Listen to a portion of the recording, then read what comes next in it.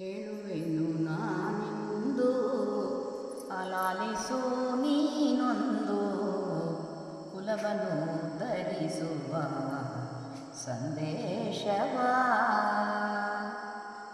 ಹುಟ್ಟಿದ ಮನೆಯನ್ನು ತೊರೆಯುವುದು ಬಹು ಕಷ್ಟ, ಹೆತ್ತ ತಾಯಿ ತಂದೆಯರ ಅಗಲುವುದು ದುಃಖ.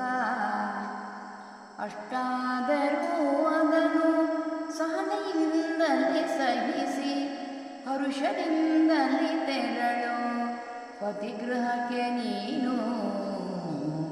ಹೇಳುವೆನು ನಾನಿಂದು ಲಾಲಿಸು ನೀನೊಂದು ಕುಲವನ್ನು ಧರಿಸುವ ಸಂದೇಶವ. ಅತ್ತೆ ಮಾವಂದಿರನು ತಂದೆ ತಾಯಿಯರಂತೆ ಅಣ್ಣ ತಂಗಿಯರಂತೆ ಭಾವನಾದುನಿಯರ ಕುಲದೇವರಂತೆ ಪತಿಯನ್ನಾಶ್ರಯಿಸಲು ಸರಿಯುವುದು ಚಿಂತೆಯು ದೂರ ದೂರ.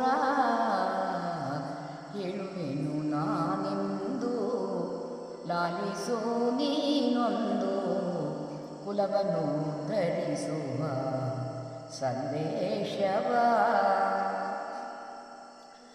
ಅತ್ತೆ ಮಾವಂದಿರು ನಿನ್ನಂತೆ ಅವರನ್ನು ಸಾಕಿ ಸಲಹಿರುವರು ತಿಳಿದುಕೋ. ಇದನ್ನು ನೀ ತಿಳಿದ ಬಳಿಕ ಒಲಿದು ನೀ ಅವನಿಗೆ ತಂದೆ ತಾಯಿಯರನ್ನು ಅಗಲಸದಿರು. ಹೇಳುವೆನು ನಾನಿಂದು ಲಾಲಿಸೋ ನೀನೊಂದು ಕುಲವನ್ನು ಧರಿಸುವ ಸಂದೇಶವ. ಅತಿಥಿ ಸತ್ಕಾರವನ್ನು ಶ್ರದ್ಧೆಯಿಂದಲೇ ಮಾಡು, ದಾನ ಧರ್ಮಗಳನ್ನು ತಪ್ಪದೇ ನಡೆಸು. ನಿತ್ಯವೂ ಅಂಬಿಕೆಯ ಪೂಜೆಯನ್ನೇ ನೀ ಮಾಡು, ನಿತ್ಯ ಪತಿ ಸೇವೆಯನ್ನು ಮರೆಯಬೇಡ. ಹೇಳುವೆನು ನಾನಿಂದು ಲಾಲಿಸೋ ನೀನೊಂದು ಕುಲವನ್ನು ಧರಿಸುವ ಸಂದೇಶವ. ಗುರುಹಿರಿಯರ ಸೇವೆ ಗೈಯುವುದು ಹೀನವೆಂದು ಅರಿಯದಿರು ನೀ ಮುಂದೆ ಬಾಳಬೇಕಾದರೆ. ಹಿರಿಯರ ಸೇವೆಯಲ್ಲಿ ಹರಿಸೇವೆಯ ಪುಣ್ಯ ದೊರೆಯುವುದು ಇದಕ್ಕೇನು ಸಂದೇಹ ಬೇಡ. ಹೇಳುವೆನು ನಾನಿಂದು ಲಾಲಿಸೋ ನೀನೊಂದು ಕುಲವನ್ನು ಧರಿಸುವ ಸಂದೇಶವ. ಯಾರೇನ ಬೈದರೂ ನಿನದನು ಮನದಲ್ಲಿ ಸಹನೆಯಿಂದಲೇ ಸಹಿಸು ಮರುನುಡಿಯದೆ. ಹೇಳುವ ಮಾತದು ಒಳ್ಳೆಯದಾದರೆ ಕೇಳಿ ನೀ ಮನದಲ್ಲಿ ನೆನಪಿಟ್ಟುಕೋ.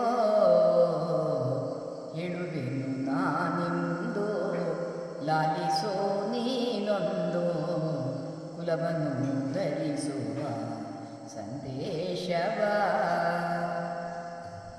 ಈ ಪರಿಯ ಹಿತವಚನ ತಂದೆಯ ಮಗಳಿಗೆ ತಾಯಿಯಾದವಳು ತಿಳುಹಬೇಕು.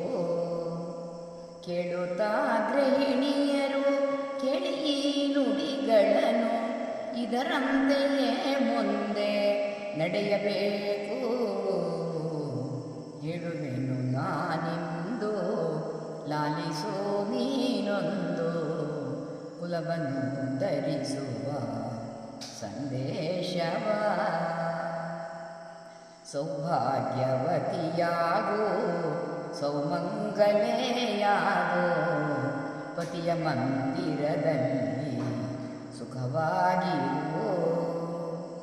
ಗೃಹಿಣಿಯ ಜೀವನವ ನಡೆಸು ನೀ ಇಂದಿನಿನ್ ಚಿರಕಾಲ ಬಾಳು ನೀ ಸುಖವಾಗಿರು ಹೇಳುವೆನು ನಾನೆಂದು ಲಾಲಿಸೋ ನೀನೊಂದು ಕುಲವನ್ನು ಧರಿಸುವ ಸಂದೇಶವ ಸಾಕು.